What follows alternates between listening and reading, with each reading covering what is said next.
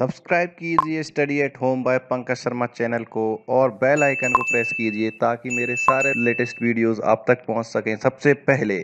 दोस्तों जेल प्रहरी 2020 का एग्जाम शेड्यूल व्यापम की साइट पर अपलोड हो चुका है जो अब पीवी के नाम से है। आप लोग जाकर के लिंक में देख सकते हैं। जो जेल का एग्जाम है 2020 में होने वाला है। इस एग्जाम के जो फॉर्म की डेट है वो संभावित है 24 अक्टूबर है। उम्मीद है कि ये एग्जाम संपूर्ण होगा। अब हम 2017 में जो जेल के एग्जाम हुआ था उस एग्जाम के सारे पेपर्स को सॉल्व करेंगे। उस पेपर्स में हम क्या सॉल्व करेंगे, जो हमारे मैथ्स के क्वेश्चन आए उन सभी को देखेंगे। चलिए दोस्तों स्टार्ट करते हैं अपन अपने पुराने पेपर्स को। दोस्तों जेल रिक्रूटमेंट का यह पेपर 2017 का 18 जुलाई का है। दोपहर 12 बजे ये एग्ज़ाम हुआ था। इससे पहले मैंने सुबह 9 बजे वाली शिफ्ट का एग्ज़ाम मैथ्स का सॉल्यूशन डाल दिया है। प्लीज़ आप उस वीडियो को जाकर जरूर देखें। चलिए आज स्टार्ट करते हैं हम इसमें आए हुए मैथ्स के क्वेश्चंस को। देखिए क्वेश्चन क्या कह रहा है, एक अष्टभुज का प्रत्येक अंतःकोण कितना होता है। अष्टभुज मतलब 8 भुजाएं, यानी कि मैं n का मान मान लेता हूँ 8। n मतलब हो गया भुजाओं की संख्या। पर एक बात बताइए, सभी बहुभुज का बाह्य कोणों का योग, बाह्य कोण का योग कितना होता है। बाह्य कोण योग कितना होता है भाई, 360 डिग्री होता है। क्लियर है। अब अगर मैं एक कोण निकालूं बाह्य का, तो एक कोण कैसे निकलेगा भाई, एक बाह्य कोण कैसे निकलेगा, 360 में भाग लगा दूं 8 का।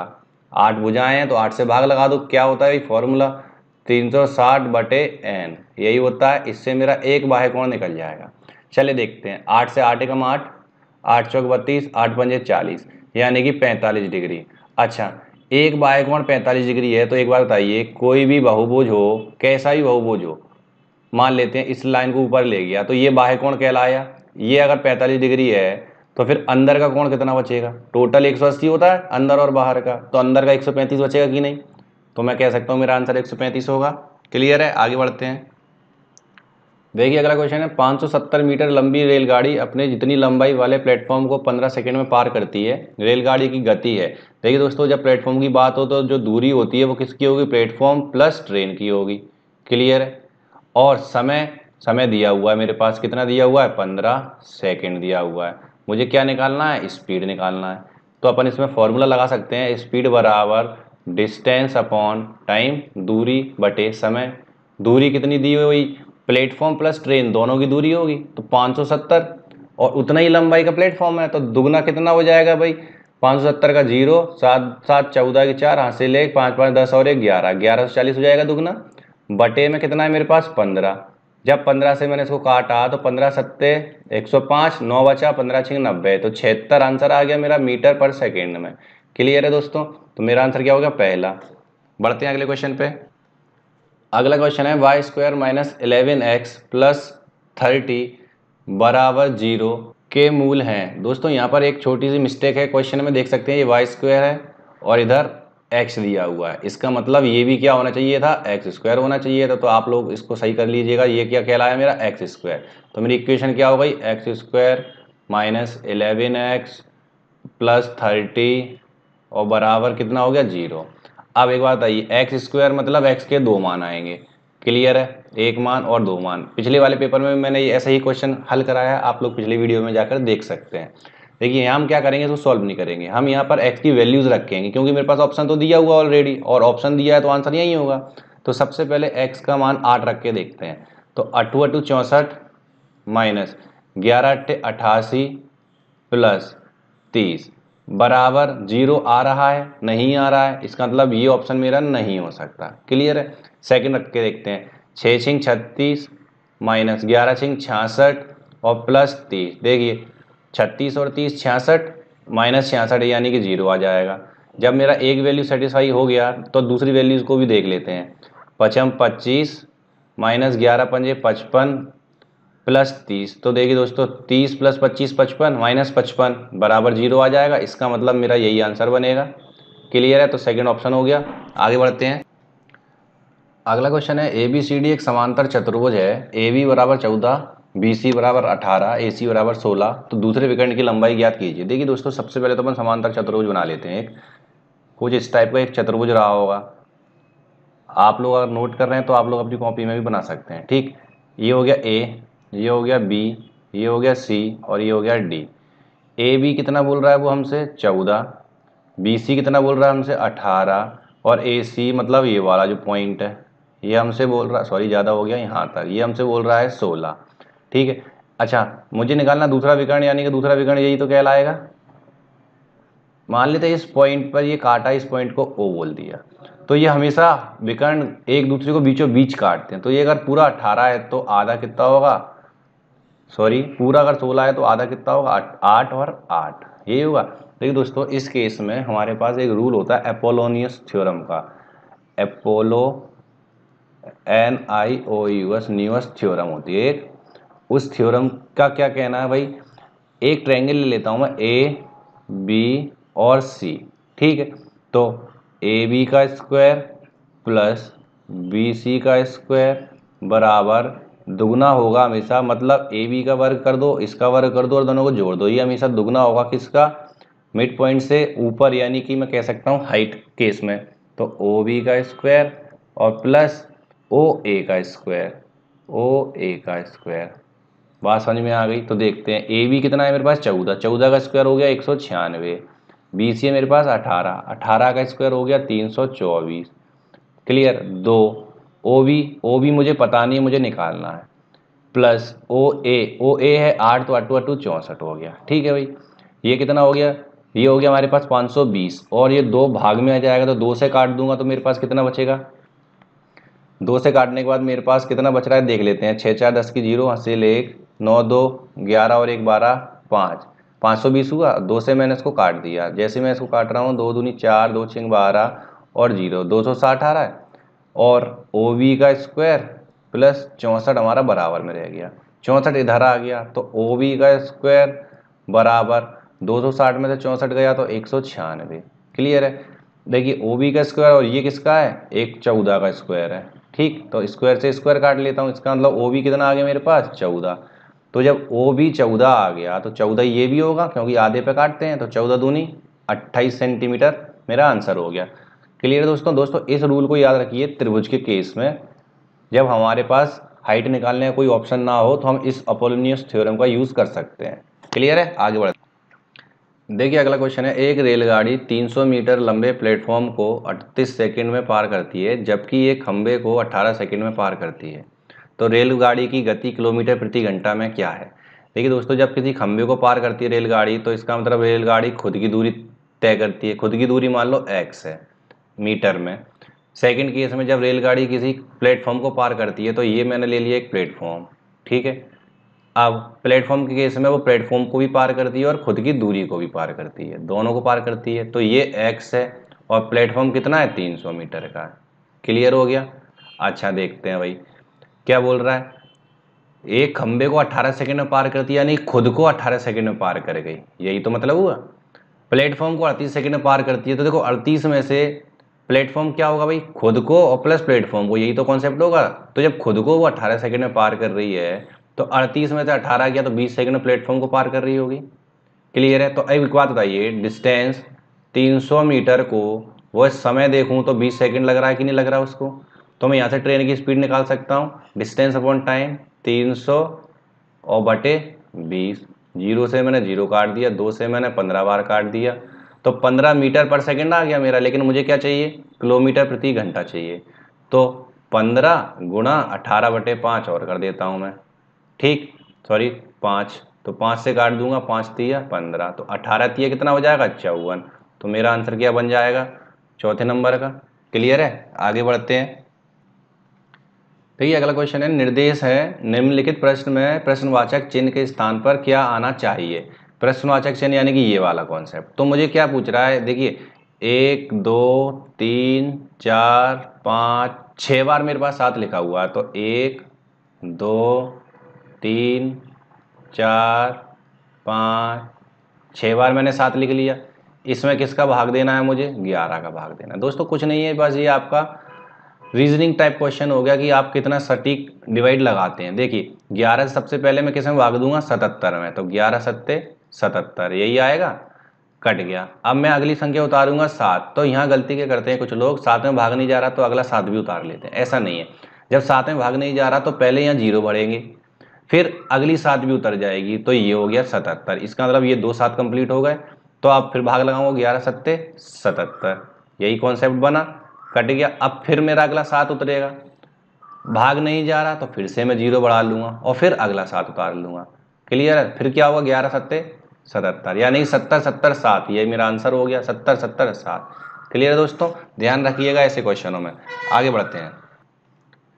देखिए अगला क्वेश्चन है, 9 आदमी किसी काम को 20 दिन में पूरा कर सकते हैं। यदि एक औरत की कार्य क्षमता एक आदमी के कार्य क्षमता का 1/3 है तो औरत 15 औरत कितने दिनों में कार्य पूरा कर सकती हैं। देखिए दोस्तों, यहाँ कार्य क्षमता की बात कर रहा है, तो मैं ये कॉन्सेप्ट आपको पिछले वीडियो में सिखाया हुआ हूँ कि क्षमता के केस में हम एक रेशियो लेते हैं, क्षमता और समय का। क्लियर है?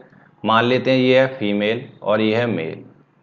ठीक है, अब ये बोल रहा है कार्य क्षमता क्या है भाई, 1/3 है किसके, आदमी की। यानी कि अगर आदमी मैं कह दूं 3 कर रहा है तो 3 का 1/3 कितना होगा, 1 होगा। क्लियर है? तो फिर इसका रेशियो समय का क्या होगा, उल्टा हो जाएगा, 3:1 हो जाएगा। क्लियर है? तो मैं कह सकता हूं ना 3 महिलाओं के बराबर एक आदमी काम कर रहा है। क्लियर है? अब देखते हैं अगले तरफ अपन क्या बोल रहा है। 9 आदमी किसी काम को 20 दिन में पूरा कर सकते हैं, तो 9 आदमी किसी काम को, यानी कि गुणा, यहाँ मैंने MDH/W वाला फॉर्मूला लगा दिया, MD 20 दिन में पूरा कर सकते हैं किसी काम को। ठीक है भाई। अब वो पूछ रहा है 15 औरत कितने दिन में करेंगी, तो यहाँ पर देखिए हमसे बोल रहा है 15 फीमेल कितने दिन में करेंगी। ठीक है भाई। अब देखिए मेरे पास आदमियों का काम दिया हुआ है, यहाँ फीमेल का काम पूछ रहा है तो नहीं निकाल सकते, पर फीमेल और मेल में एक मेरे पास लिंक है, तो इसको क्या कह सकता हूँ, फीमेल बराबर 1/3 मेल हो गया। क्लियर है? अब देखिए तो F की जगह मैं 1/3 M डाल सकता हूँ ना, तो यहाँ मैंने 1/3 डाला तो 3 पंजे 15, यानी कि 5 आदमी कितने दिन में करेंगे, यही कॉन्सेप्ट बना। तो देखिए दोस्तों, 9 आदमी किसी काम को 20 दिन में कर रहे हैं तो 5 आदमी कितने दिन में करेंगे, ये इक्वल हो गया, क्योंकि जो कार्य ये कर रहे हैं वही कार्य ये कर रहे हैं। अब ये सॉरी ये M है, M से M मैंने काटा, 5 से मैंने काटा, 5 चौक 20, 9 चौक 36, तो मेरा आंसर क्या बन जाएगा, सेकंड नंबर का। क्लियर है? आगे बढ़ते हैं। देखिए अगला क्वेश्चन है, X और Y एक साथ कार्य करते हुए किसी कार्य को 15 दिनों में पूरा कर सकते हैं। Y और Z इसी कार्य को 20 दिनों में समाप्त कर सकते हैं। X और Z इसी कार्य को 30 दिनों में पूरा करते हैं। तीनों श्रमिकों में सबसे कम कार्य क्षमता वाला कौन है।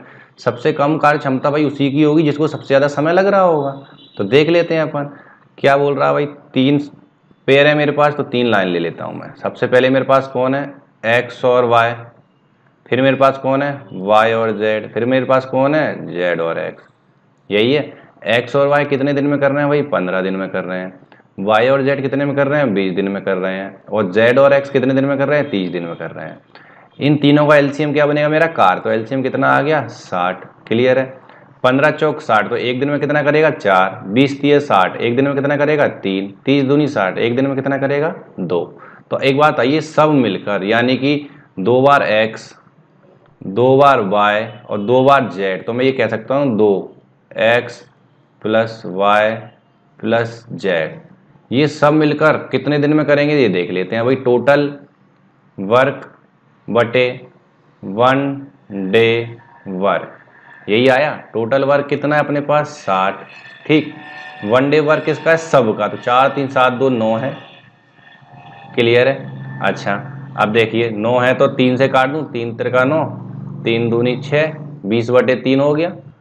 लेकिन 20/3 किसका लग रहा है भाई, 3 3 दूनी 6, 6 लोगों का है ना, तो अधिक लोग कम समय और कम लोग तो अधिक समय, सिंपल सा कॉन्सेप्ट है। तो अगर मैं तीनों का निकालूं X plus Y plus Z का, तो ये जो 2 है ये कहाँ पहुंच जाएगा, यहाँ गुणा में पहुंच जाएगा। तो मेरा आंसर क्या बनेगा इस केस में, 40/3। अब ये तीनों लोग मिलकर कितने में कर रहे हैं, 40/3 में कर रहे हैं। क्लियर है? आगे बढ़ते हैं। अब देखिए तीनों का निकल आया। अब मैं अगर यहाँ से Y और Z का घटा दूं तो मेरे पास X का आ जाएगा, फिर X और Y का घटा दूं तो मेरे पास Z का आ जाएगा, और फिर X और Z का घटा दूं तो मेरे पास Y का आ जाएगा। चलिए देखिए अब X Y Z का एक दिन का कितना कहलाया, 3/40 कहलाया। उल्टा कर देंगे, माइनस इसमें से मैंने Y और Z का घटा दिया, कितना था इनका, 20 दिन में था, तो एक दिन में कितना होगा, 1/20 होगा। देखते हैं यहाँ पर एलसीएम आ गया हमारे पास 40, तो ये 40 एकम 40, 3 -2, यानी कि मेरे पास कितना बचा, 1/40, यानी एक दिन में 1/40 कर रहे तो पूरा कार्य करने के लिए अपन इसको पलट देते हैं। क्लियर है? तो 40 दिन, ये किसका आ गया भाई? एक्स का आ गया। ठीक है, वाई का देख लेते हैं। जब वाई का निकालना है तो मुझे एक्स और जेड घटाना होगा, तो भाई तीनों का कितना था? 3/40 माइनस एक्स और जेड का देख लेते हैं। एक्स और जेड कितना कर रहे थे? 30 दिनों में कर रहे थे, तो एक दिन में कितना करेंगे? 1/30 करेंगे। अब देखिए इसका एलसीएम कितना आएगा? 40 तिया 120 आएगा। ठीक है, 40 तिया 120, 3 त्रिका 9 माइनस 30 चौका 120, 4 एकम 4 बराबर कितना बचा? 5/120 बचा। 5 एकम 5, 5 दूनी 10, 5 चौक 20, यानी 1/24 को अगर मैं टोटल डेज में निकालूंगा तो 24 दिन कहलाया। तो बी कितने, सॉरी बाई कितने में कर रहा है? 24 दिन में कर रहा है। अब जेड का और ले लेते हैं, तो तीनों का कितना हुआ? 3/40 माइनस, जब मैं जेड का ले रहा हूं तो एक्स और वाई घटाऊंगा कि नहीं घटाऊंगा? तो एक्स और वाई क्या 15 दिनों में कर रहे थे, तो एक दिन में कितना करेंगे? 1/15। क्लियर है? तो इसका एलसीएम ले लूं मैं, 120 एलसीएम आ गया इनका। ठीक है भाई, 40 थी 120, 3 त्रिका 9 माइनस 15 अट्टे 120, 8 एकम 8। तो देखिए अब मैं ये सोच सकता हूँ 1/120 बचा, तो कुल कितना लगेगा इनको? 120 लगेगा। जेड कर रहा है 120 दिन में, वाई कर रहा है 24 दिन में, एक्स कर रहा है 40 दिन में। सबसे लेट कौन कर रहा है? जेड। इसका मतलब इसकी सबसे कम कार्य क्षमता है, तो मेरा आंसर क्या बन जाएगा? जेड। क्लियर है? आगे बढ़। देखिए अगला क्वेश्चन है, किसी संख्या का 5/6वां भाग 1440 है, उसी संख्या का 1/3वां भाग क्या होगा? देखिए कोई संख्या मान लो एक्स, एक्स का 5/6 यही हुआ, इसका 5/6 कितना है? 1440 है। तो देखिए दोस्तों क्या बोल रहा है भाई, 5 से काट दूं मैं, 5 एकम 5 ये गया, और 5 दूनी 10, 4 इसको दिया, 5 अट्टे 40, 4 इसको दिया, 5 अट्टे 40, यही तो बनेगा 288 गुणा 6। मतलब वह संख्या क्या होगी? इतनी होगी। अब वो बोल रहा है इसका 1/3, तो इसमें 1/3 का गुणा कर देते हैं। 3 दूनी 6, तो देखते हैं 2 अट्टे 16 की 6, हासिल 1, 2 अट्टे 16 1 17, 2 दूनी 4 1 5, 576। इसका मतलब क्या हो गया? First number. आगे बढ़ते हैं। अगला क्वेश्चन है, 450 रुपए की एक राशि का 4.5% प्रति वर्ष साधारण ब्याज की दर से 81 रुपए ब्याज कितने समय में होगा?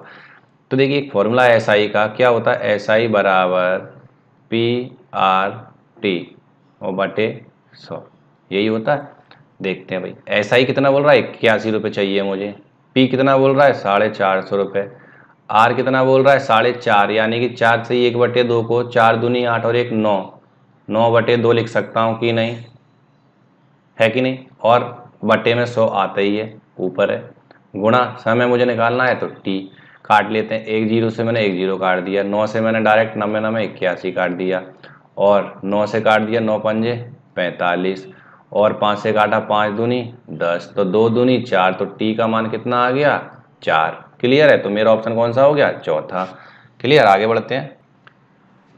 देखिए अगला क्वेश्चन है, 10 वर्ष पूर्व सीता की माँ की आयु सीता की आयु की 4 गुनी थी। तो सबसे पहले तो हम इसमें क्या करेंगे? अपना पुराना वाला कॉन्सेप्ट। ठीक है भाई, कैसा देख लेते हैं। 10 वर्ष पूर्व यानी कि हम इसको क्या बोलते हैं? प्रेजेंट। और प्रेजेंट से 10 वर्ष पहले की बात कर रहा, तो इस पॉइंट पर हम इसको क्या बोलते हैं? पास्ट। ठीक है भाई, सीता की माँ की आयु सीता की आयु की 4 गुनी थी। तो अगर मैं यहाँ पे मदर ले लूँ M और सीता ले लूँ S, तो ये सीता हो गई, ये मदर हो गई।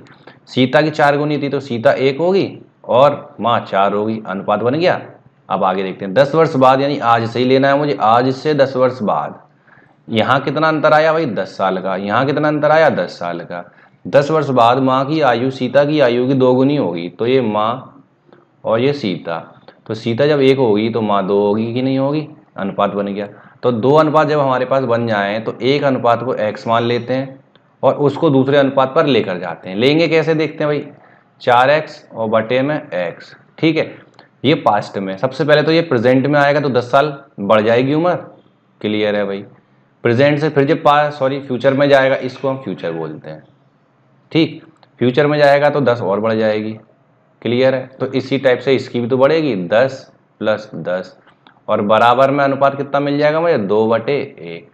क्रॉस गुणा कर दें तो 4x + 20 हो जाएगा, बराबर 2x + 10 10 20, 20 दूनी 40 हो जाएगा।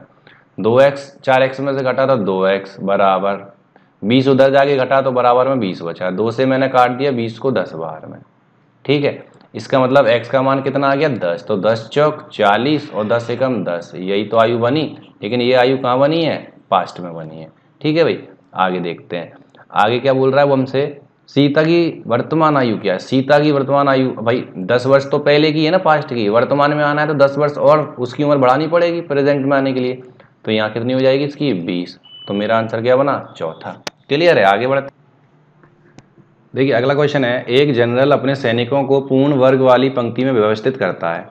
ऐसा करने पर वह पाता है कि 60 सैनिक बच गए। यदि कुल सैनिकों की संख्या 8160 है तो प्रत्येक पंक्ति में सैनिकों की संख्या है।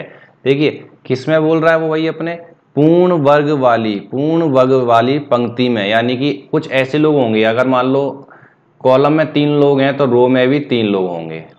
अब देखिए ये एक तरह से वर्ग बन गया, 3 है तो 3 है। क्लियर, तो इस टाइप से वो कितने टोटल 8160 व्यक्ति को लगाता है। अब देखते हैं, टोटल 8160 व्यक्ति को लगा रहा है लेकिन 60 बच रहे हैं। तो मैं मान लेता हूँ उसने अभी कितने लगा दिए उसने। वर्ग केस में वर्ग का एरिया कितना होता है भाई, इस केस में एरिया होता है ए स्क्वायर। ए क्या हो गई, भुजा, यानी कि इस केस को लंबाई को, और चौड़ाई भी क्या होती है वर्ग केस में, वही होती है ए। तो इन दोनों का क्षेत्रफल अगर मैं निकालूंगा तो ए स्क्वायर आएगा। इसका मतलब इसके बीच में लगने वाले लोग कितने हो गए, ए स्क्वायर हो गए। क्लियर है, लेकिन वो बोल रहा है 60 व्यक्ति बच गए, यानी 60 सैनिक बच गए। तो वर्ग तो लग गया और 60 बच गए। अगर मैं दोनों को जोड़ दूं तो कुल मिला के मेरे को 8160 लोग मिल जाने चाहिए। 60 उधर जाके घट गया तो क्या बचा मेरे पे 8100 ए स्क्वायर। तो स्क्वायर मैंने हटाया तो मेरे पास 90 आ गया ए का मान। इसका मतलब एक लाइन में 90 होंगे तो चौड़ाई में भी 90 होंगे। तो प्रत्येक पंक्ति में कितने कहलाए, 90 कहलाए। क्लियर है, आगे बढ़ते।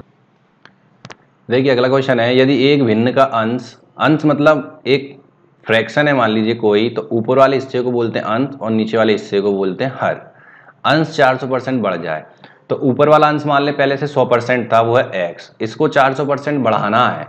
तो इसका मतलब कितना हो जाएगा भाई, वो 100 तो वो ऑलरेडी था, 400% बढ़ गया तो वो एक तरह से हम कह सकते हैं 500% हो गया। तो 500/100% हटा दिया मैंने। ठीक है भाई, तथा हर 500% बढ़ जाए तो हर अगर y है मेरा, y को भी हम 100 मान के चलें तो 500% बढ़ जाए तो वो कितना हो जाएगा, 600% हो जाएगा। तो y का कितना निकालना है मुझे, 600%/100, सॉरी ये गड़बड़ हुआ, हाँ 100। परिणामी भिन्न क्या मिल रहा है मुझे, 20/27 मिल रहा है, यही है। तो देखिए 100 से 100 काट दिया, 2 जीरो से 2 जीरो काट दिया, 5 चौक 20 काट दिया, 3 दूनी 6 और 3 नाम 27। क्लियर है, 2 चौक 8/9। तो मूल भिन्न मेरी 8/9, सेकंड नंबर ऑप्शन। क्लियर है, आगे बढ़ते हैं। देखिए अगला क्वेश्चन है, एक आदमी अपने धन का 12.5% खो देता है। इसका मतलब उसका धन अगर 100% होगा तो उसने 12.5 तो खो ही दिया। ठीक है, तो इसके पास कितना बचा, 87.5% बचा कि नहीं, है कि नहीं। चलिए आगे देखते हैं। बची हुई राशि का 70% खर्च करने के बाद, यानी कि ये खो दिया बचा ये, अब इसका भी क्या कर रहा है, 70% निकाल रहा है, यानी 70% उसका खर्च हो गया।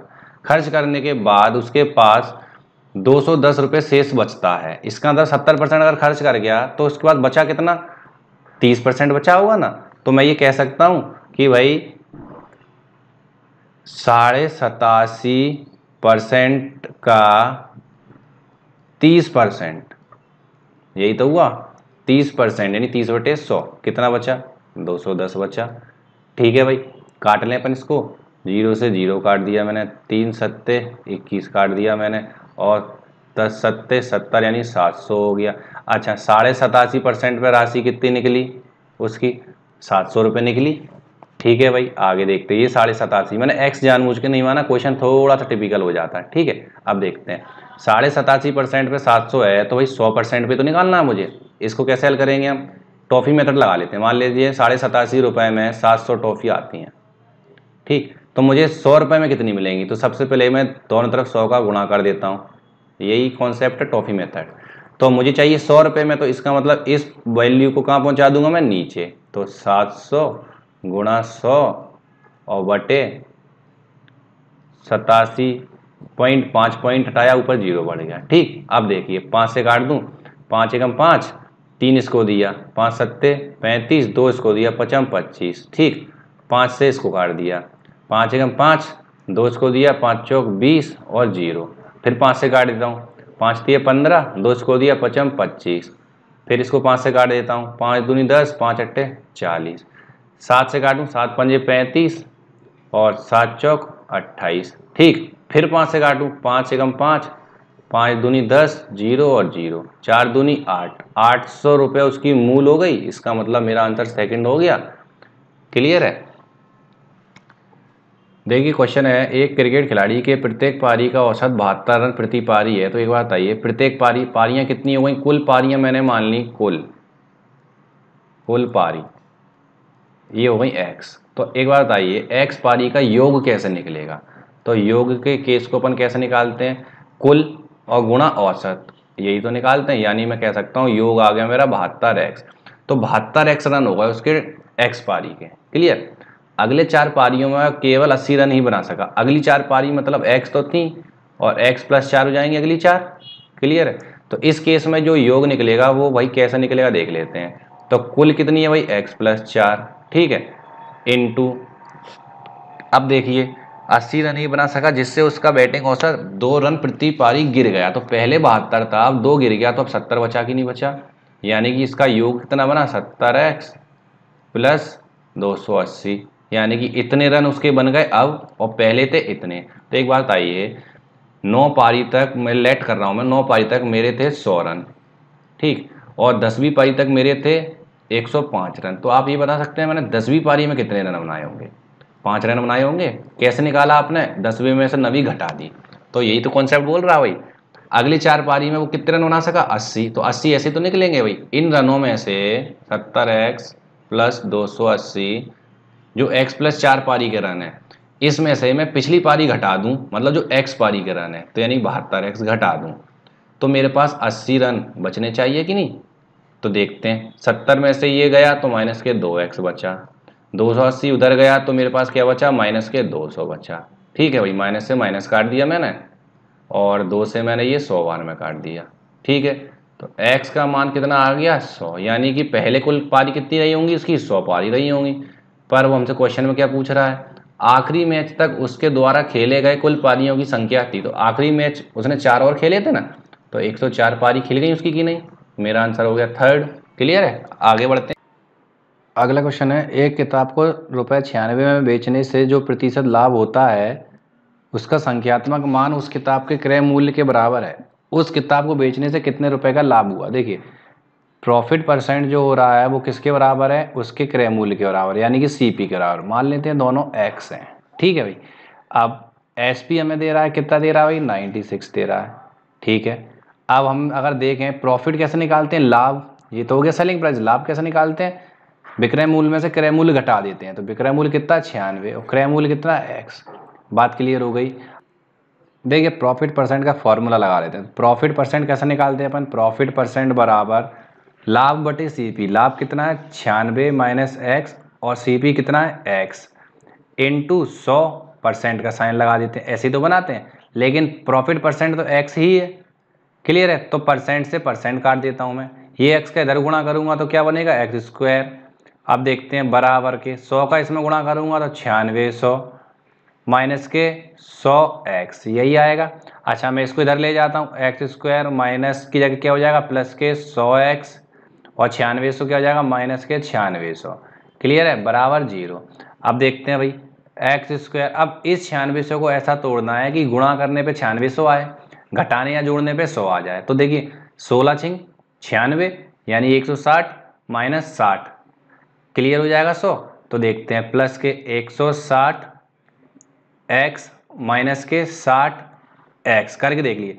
16 छिंग 9600 हो गया, और 160 माइनस 60 100x आ जाएगा। तो इसको मैंने कैसे तोड़ दिया? इन दोनों ग्रुप में तोड़ दिया। क्लियर, माइनस के 9600 बराबर 0। अब देखते हैं, इन दोनों से कॉमन ले लिया मैंने x, क्या बचा मेरे पास? x + 160। ठीक है भाई, माइनस इन दोनों में से मैंने क्या कॉमन ले लिया? 60 माइनस के 60, तो यहाँ क्या बचा? x, और प्लस यहाँ से 60 कॉमन लूंगा तो मेरे पास क्या बचेगा भाई? 160 बचेगा ना, बराबर 0। देखिए, x माइनस x ये बचा, माइनस के 60 ये रहा, और इन दोनों में से इस पूरे को मैं कॉमन ले सकता हूँ। तो क्या बचा? x प्लस 160, ठीक, और एक और बचा x माइनस 60 बराबर 0। इसके बराबर में एक बार 0 ले लेंगे, एक बार इसके बराबर में 0 लेंगे, तो x का एक मान आएगा माइनस के 160 और एक मान आएगा x का 60। अब एक बात आइए, माइनस में तो क्रयमूल हो नहीं सकता, तो कौन सा होगा, यही तो होगा ना।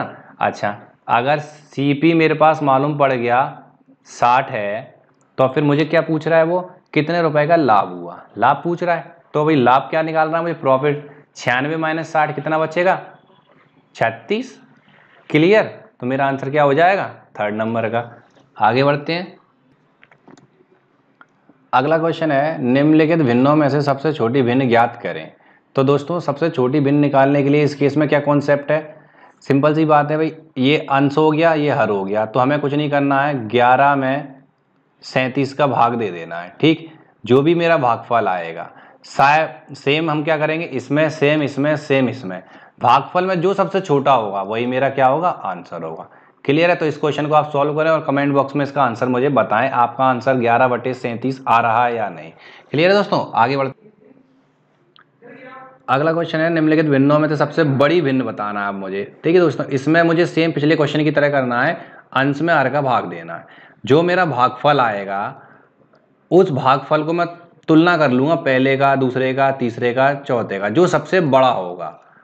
क्लियर, जो सबसे बड़ा वही मेरा क्या होगा, आंसर होगा। तो इस क्वेश्चन को भी आप सॉल्व करने वाले हैं और मुझे आंसर बताएंगे 50/81 आ रहा है या नहीं आ रहा है। क्लियर है दोस्तों, इसी के साथ हमारा ये एग्जाम समाप्त होता है। मिलते हैं अपन अपने अगले वीडियो में, जिसमें मैं इसी दिन का थर्ड सेशन का पेपर आपके लिए सॉल्व कराऊंगा। शुक्रिया दोस्तों, बने रहिए मेरे चैनल के साथ।